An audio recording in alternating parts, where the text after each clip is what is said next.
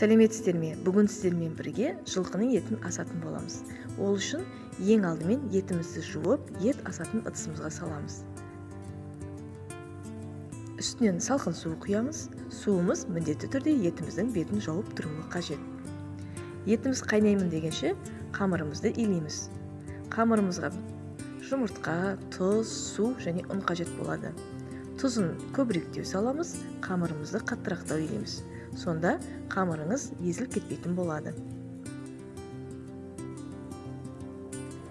Қайнаған етіміздің көбігін аламыз.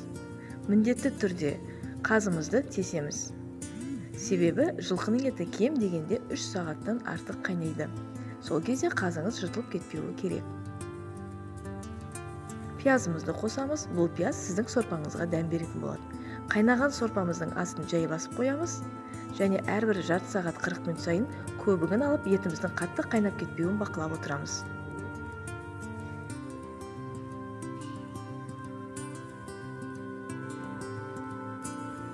Еттің қайнағанына 1 сағат өткеннен кейін сәбізін саламыз.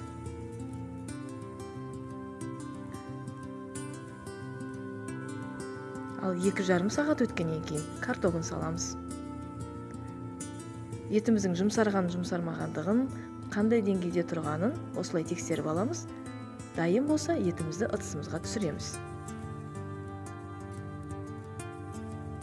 Ендігі кезекте тұздығымызды дайындаймыз. Тұздығымызға 2 пияз және бұрыш қажет болады. Дайын болған тұздығымызға қайнап тұрған сорпамызды құйып, 1 рет қайнатып аламыз. Келесі кезекте жайған қамырымызды осылай бұрқырап қайнап тұрған ыстық сорпамызға пісіреміз.